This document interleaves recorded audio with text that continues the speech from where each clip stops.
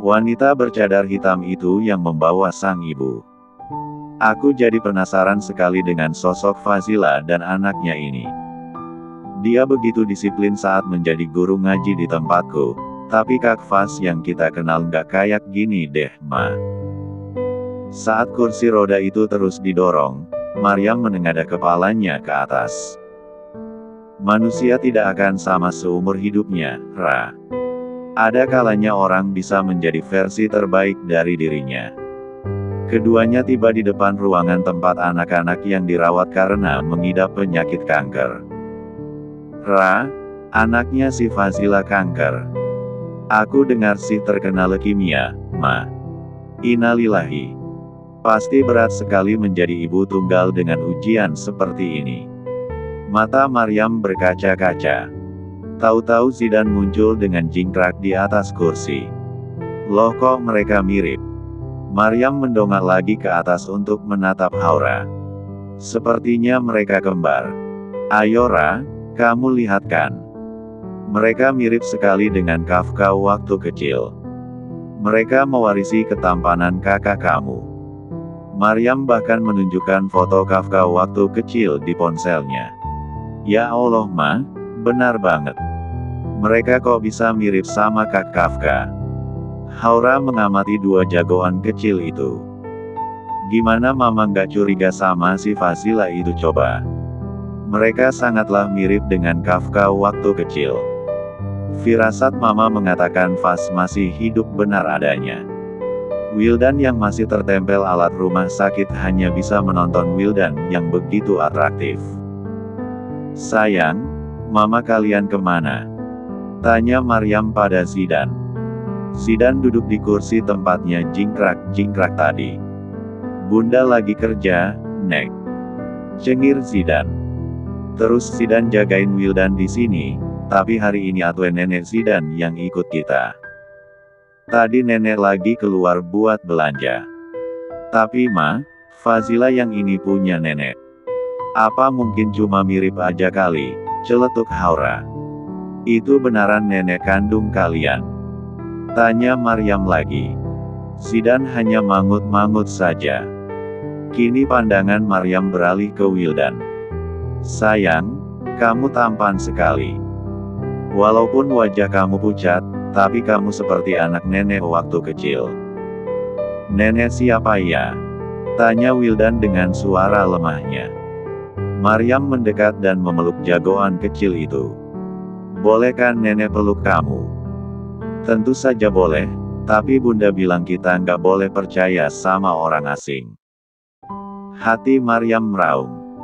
Dia merindukan cucu yang dikandung oleh Fazila dulu. Kalau saja mereka adalah cucunya, Maryam pasti akan senang luar biasa.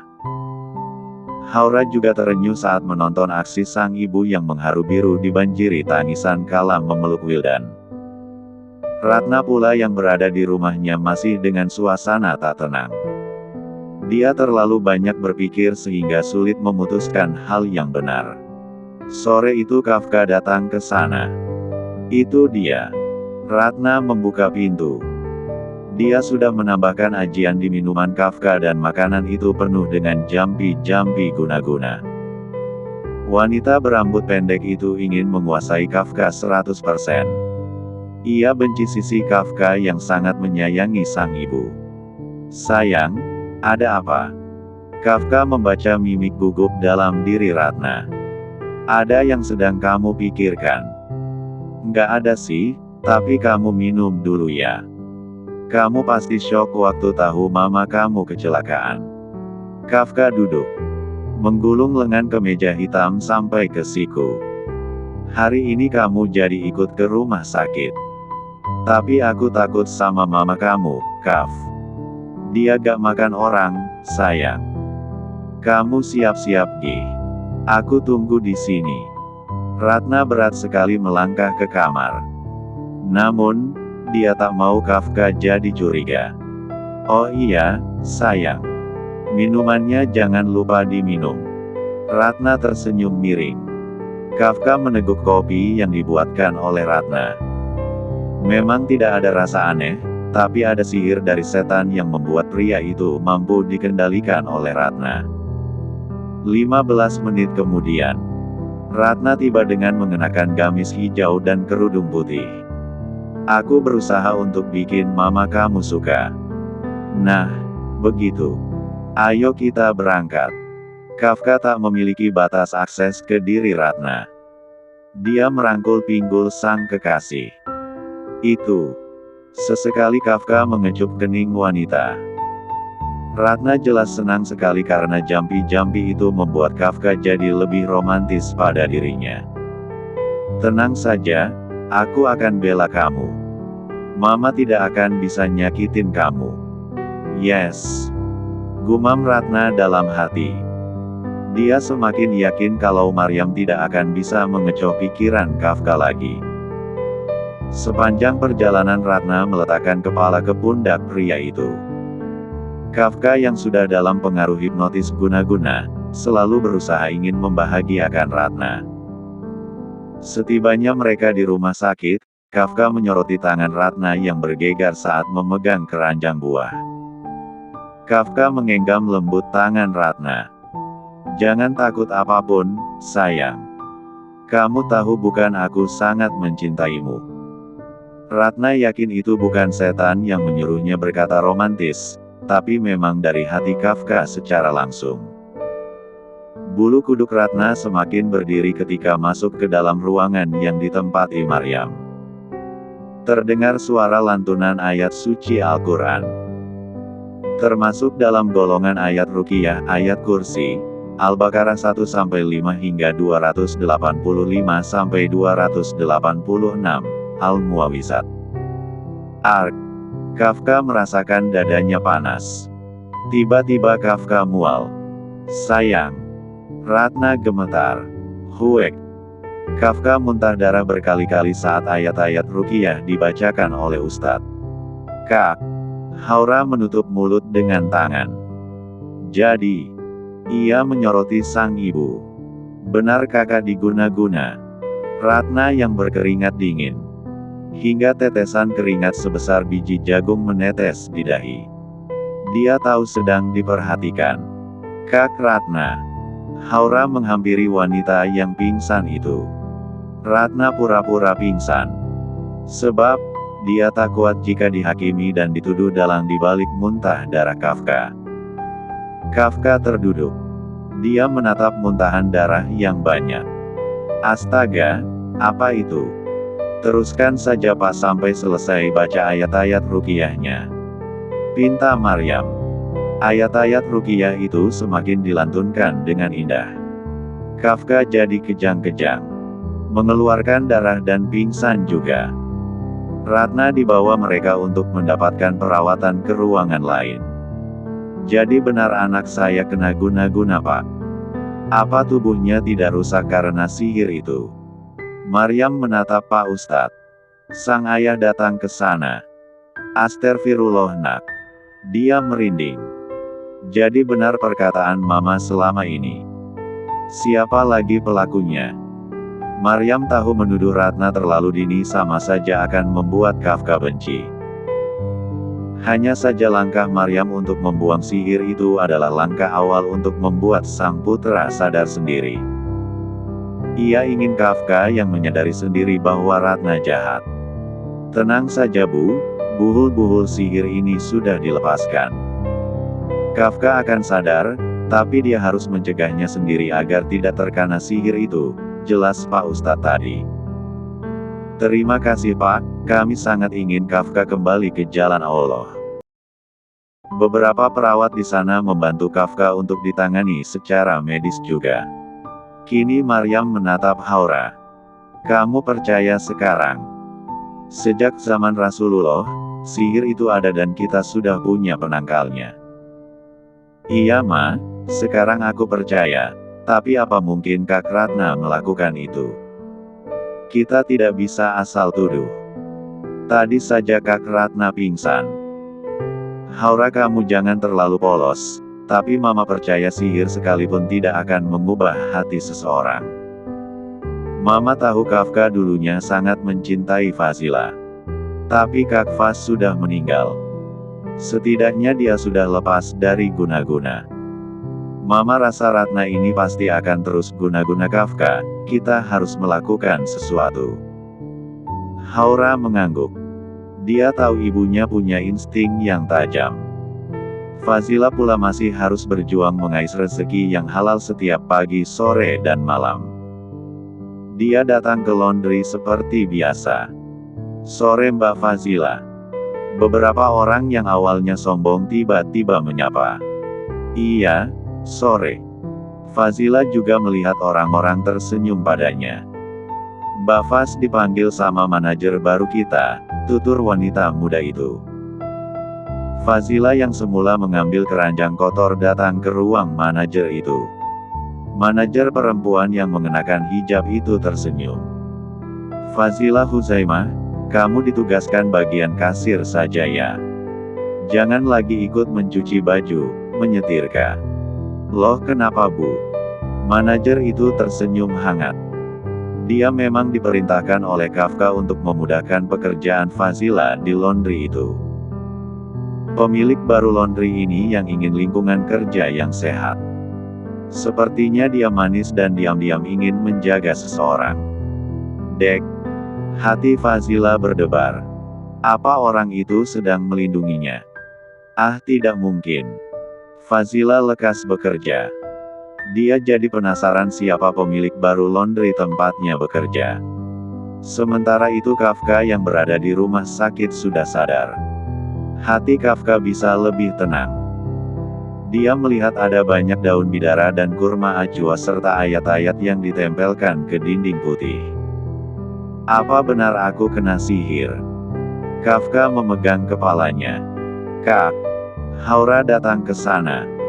"Gimana keadaan kakak sekarang? Aku tidak tahu kenapa bisa sampai muntah darah begitu. Mama bilang, kakak harus lebih rajin beribadah sekarang. Mama sayang banget sama kakak, ayo kak mulai salat, ngaji, dan berbaur dengan mereka yang salih." Kafka menyadari selama 5 tahun terakhir dia jarang salat. Entah kenapa ada sesuatu yang membuatnya berat melakukan itu. "Iya, kakak ingin salat maghrib."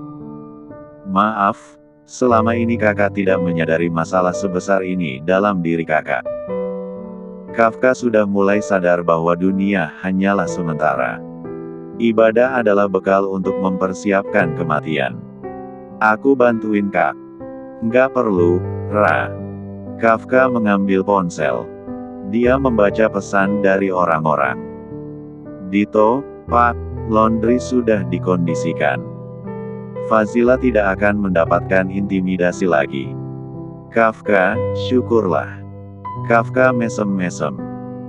Entah kenapa setiap kali dia menolong Fazila, hatinya berhujankan kelopak bunga mawar merah yang wanginya begitu segar luar biasa. Kok Kak Kafka senyum-senyum sendiri. Kafka menarik lengkungan bibirnya. Terus pipinya juga merah. "Kamu goda kakak ya? Jangan nakal Ra." "Ih siapa yang goda?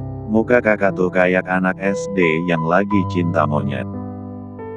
Kafka berjalan lebih dulu agar tidak menciptakan pertengkaran yang tak berkesudahan.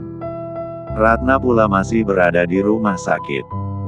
Dia ingin segera pergi untuk menemui dukun. "Nggak bisa. Aku harus bikin Kafka tunduk." Sialan. Kenapa mamanya begitu overprotective? Ratna menutup telinga dengan tangan. Alat rumah sakit yang menempel di tubuhnya Ratna cabut semua. "Aku harus pergi secepat mungkin. Seharusnya aku bahagia setelah Fazila mati bersama keluarga laknat itu. Tapi kenapa aku jadi tidak tenang begini?" Rasanya Ratna ingin sekali berteriak kencang. Memaki ibu dari Kafka. Namun, dia yakin masih punya waktu untuk menguasai Kafka secara utuh. "Aku harus ke tempat Mbah Ireng. Dia yang sudah berhasil bikin Kafka cinta mati sama aku." Ratna berjalan terlatih. Meninggalkan ruangan itu. Sepanjang jalan di lorong rumah sakit, Ratna seringkali menengok ke kanan dan kiri, ke belakang dan depan secara terus-menerus. Bruk, astagfirullah. Dina jatuh. Ratna juga jatuh. Dina lebih dulu berdiri. Ratna. Dia tersenyum sinis. Kenapa kamu kayak orang gak tenang gini? Jangan ikut campur urusanku.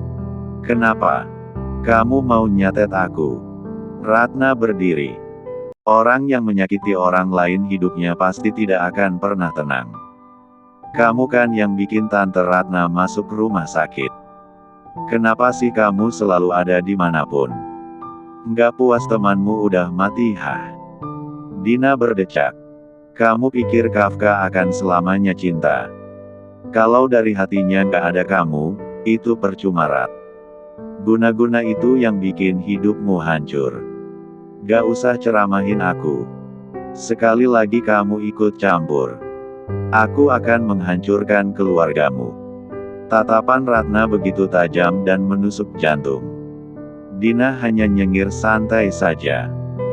Tapi aku dengar Tante Maryam udah ruqyah Kafka, siap-siap deh ditinggalin.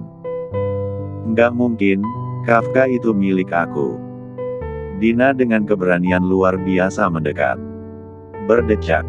Aku penasaran kenapa sih kamu bikin keluarga Fazilah hancur. Waktu itu kamu belum selesai mengungkap alasan yang sebenarnya. Kamu mau tahu? Ratna menyeringai. Aku adalah anak yang dibuang oleh Papa Fazilah. Dina menutup mulutnya dengan tangan. Maksudmu? Hidupku sengsara di panti asuhan, sementara Fazilah hidup bahagia dengan keluarga utuh. Sementara aku harus mendengar cerita ibuku mati karena hanya bisa jadi selingkuhan ayahnya. Dan ayah Fazilah membuang ibuku dan aku. Astagfirullah, Rat. Dina menggelengkan kepala. Ternyata karena kamu putri dari selingkuhan Papa Fazilah. Jadi kamu hancurin keluarga mereka. Seharusnya aku hidup seperti yang lainnya. Punya ayah dan ibu, tapi aku harus menderita di panti asuhan. Ratna makin mendekat pada Dina. Dina menyilangkan tangan dengan santai. Tidak salah. Sambil memicingkan mata. Ya, aku tidak salah merebut semua yang dimiliki oleh Fazilah, karena dia sudah merebut masa kecilku. Terus kamu bahagia dengan merebut semua yang dimiliki Fazilah. Ratna bungkam. Dina tersenyum miring. Rat, kamu lupa dengan hukum alam yang bilang kebahagiaan itu tidak akan pernah lahir dari rasa dendam dan kejahatan. Aku tahu hidup kamu pasti gak pernah tenang. Tahu apa kamu soal hidupku? Aku bahagia hidup dengan Kafka. Itu karena kamu guna-guna Kafka dengan sihir. Percaya deh, hal itu gak akan bertahan lama. Tobat Rat sebelum semuanya terlambat. Ah, jangan sok alim. Ratna mendorong Dina hingga terduduk di lantai keramik putih di lorong rumah sakit. Dina sama sekali tidak meringis. Malah dia menyeringai sinis. Aku tahu kamu pasti lagi panik. Guna-guna itu pasti udah gak mampan lagi. Dina berdiri. Lagian kamu pasti gak akan diterima di keluarga Kafka yang agamis. Mana mungkin mereka nerima cewek yang suka main dukun. Plak. Ratna sudah membludak amarahnya pada Dina menamparkan wajah pipinya. Jangan memancingku. Aku bisa membuatmu mati. Silahkan. Aku tidak takut apapun. Ada Allah yang selalu jagain aku. Orang yang hidup dalam dendam seperti kamu gak akan pernah bisa menang dalam hidup. Dina memegang pipinya yang memar. Apa bedanya kamu sama ibumu yang melakukan kejahatan? Ibumu yang merusak rumah tangga orang lain, terus sekarang kamu mau balas dendam. Heh. Jangan bikin kesabaranku habis. Ratna mencekik leher Dina. Perlahan Ratna lepaskan cengkaraman di leher itu. Dia lekas meninggalkan wanita itu. Aku harus mencari dukun sakti mandraguna. Ratna yang menggigil dengan keringat berlimpah ruah berjalan sempoyongan. Apa? Ratna menggigit bibir bawah saat membaca pesan dari dukun langangannya. Mbah Ireng, aku sedang bertapa di Kalimantan. Ratna, Mbah, aku ingin guna-guna pacarku lagi. Aku yakin guna-guna itu sudah lepas darinya. Dia kemarin diruqyah. Ratna, kalau bisa Mbah santet saja ibunya sampai mati. Aku tidak sanggup punya mertua seperti itu. Mbah Ireng, baiklah, akan aku coba lakukan permintaanmu. Ratna nyengir. Aku yakin kali ini Kafka akan menuruti keinginanku. Hahaha. Dina masih membuntuti Ratna dari jauh. Dia merekam pembicaraan ekstrim tadi. Vas harus tahu soal ini. Dia menderita bertahun-tahun atas kesalahan yang nggak dilakukannya. Dina bergegas meninggalkan rumah sakit. Awalnya Dina ingin mengunjungi ayahnya yang sakit, tapi diurungkan. Sebab, selama ini juga sang ayah tak pernah lagi peduli padanya. Malam harinya, Dina tiba di rumah kontrakan yang seakan memasuki area pemakaman malam hari. Din, kok kamu nggak ngabarin dulu mau ke sini? Fazila dengan dress panjang membuka pintu. Anakmu sudah tidur. Sidan kecapean tadi terlalu aktif. Umi juga sudah pulang ke desa. Dina duduk di tikar permaidani bercorak bunga warna merah. Maaf ya Vas, aku ganggu waktu tidur kamu, tapi ini sangat penting. Ada hal penting apa yang mau kamu bilang? Aku nggak bermaksud buat ikut campur urusan keluargamu, tapi kamu berhak tahu kebenaran itu. Fazila menyipitkan mata. Apa Din? Dina yang duduk lesehan, mengambil ponsel dari tote bagnya. Kamu yang ditumbalkan dalam masalah keluargamu. Dina memeluknya. Aku kasihan sama kamu. Saatnya kamu bahagia dan tahu kenyataan itu. Fazila merasa ucapan Dina begitu abu-abu. Tak terbaca maksudnya. Apa, Din? Fazila menatap sang teman tanpa berkedip. Ratna sudah mengaku kalau dia adalah anak selingkuhan papa kamu. Bulir kristal itu spontan jatuh dari netra indahnya. Apa? Astagfirullah. Iya Vas, dia yang ngaku sendiri. Aku ada merekam pembicaraan itu. Dia bilang ingin balas dendam. Makanya nekat main dukun. Fazila melamun pilu. Dia tak tahu apapun soal rumah tangga orang tuanya. Selama hidup bersama dengan orang tuanya, Fazila selalu mendapatkan kasih sayang yang berlimpah ruah. Apa papa mungkin tega ngelakuin itu? Fazila tahu sekali ayahnya adalah sosok pria yang bertanggung jawab. Kamu yang sabar ya Vas. Sekali lagi Dina merangkulnya dengan isak yang juga tak terbendung lagi. Hidup Ratna hanya untuk dendam, pada akhirnya dia tidak akan pernah hidup tenang dan bahagia. Tapi kenapa dia tega melakukan itu? Dia bikin aku kayak orang kesetanan ngejar Kafka, terus kedua orang tuaku. Fazila tidak sanggup lagi melanjutkan tutur katanya. Makanya kita harus menghentikan Ratna supaya dia nggak bikin kerusakan lebih lama lagi.